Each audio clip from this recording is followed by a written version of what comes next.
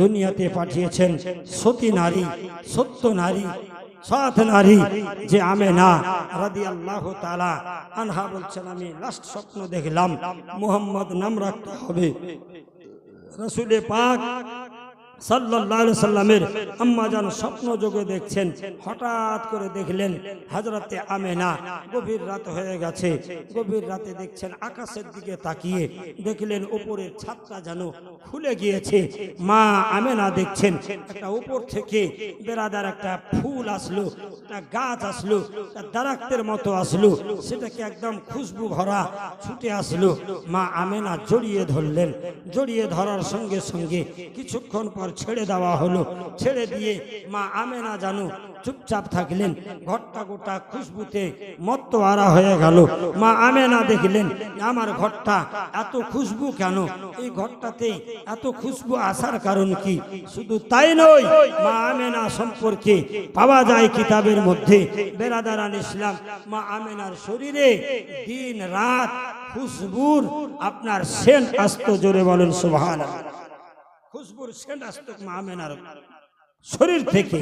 বন্ধুগণ, মা আমেনা রাদিয়াল্লাহু তাআলা আনহার পরিস্থিতি কেমন ছিল একমাত্র বেহেশতে আল্লাহ পাক জানেন। শ্রদ্ধেয় স্মৃতি সমাজ, বেরাদারান ইসলাম, আল্লাহ পাক যার জন্য কোরআন পাকের মধ্যে ঘোষণা করেন, কাদ জাআকুম মিনাল্লাহি নূর ওয়া কিতাবুম মুবিন।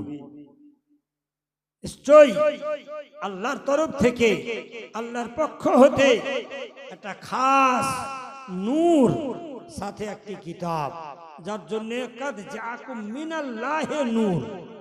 আগে আল্লাহ পাক নূরকে সৃষ্টি করেছেন, তারপরে কিতাব যার নাম হচ্ছে কোরআন, কোরআনকে সৃষ্টি করেছেন।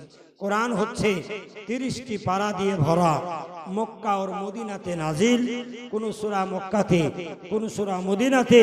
এই মদিনা মক্কা থেকেই সফর করে আমার নবী মুস্তাফা হিজরত করে মক্কাতে ছিলেন 53 বছর আর মদিনাতে ছিলেন 10 বছর। জোরে বলুন সুবহানাল্লাহ।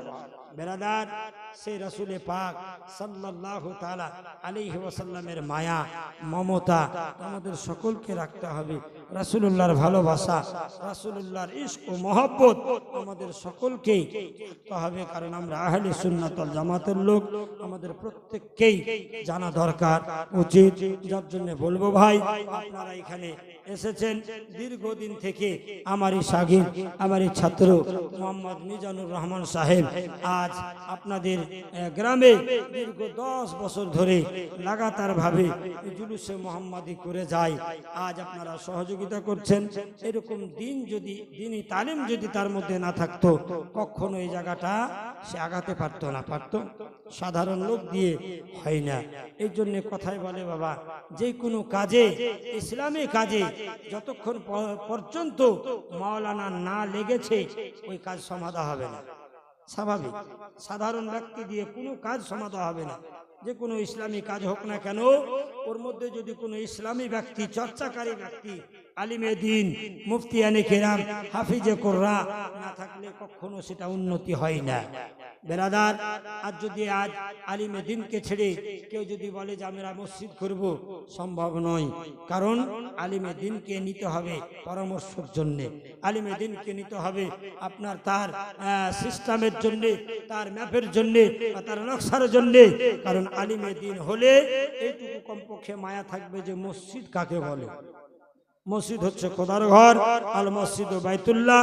বহুদিন আগে মসজিদ গিয়েছি আপনাদের, কিন্তু বহু 2-4-10 বছর থেকে যাওয়া হয়নি।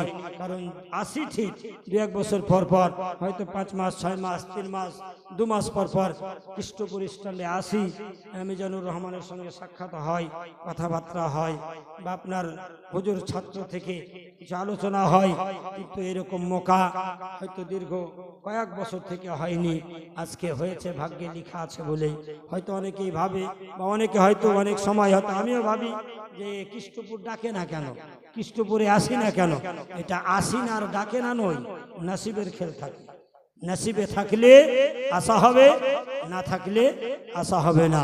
তাই আমি বলবো আল্লাহ যেন আমাদের সকলকে তৌফিক দেয়। আমিন সুম্মা আমিন। আমি আপনাদের সামনে যে আয়াত তেলাওয়াত করেছি, আল্লাহ যেন আমাদের সকলকে এই আয়াতকে সামনে রেখে নবীকে নূর, নবীর প্রতি আমল, নবীর অনুকরণ অনুসরণ করে চলার তৌফিক রফিক এনায়েত করেন।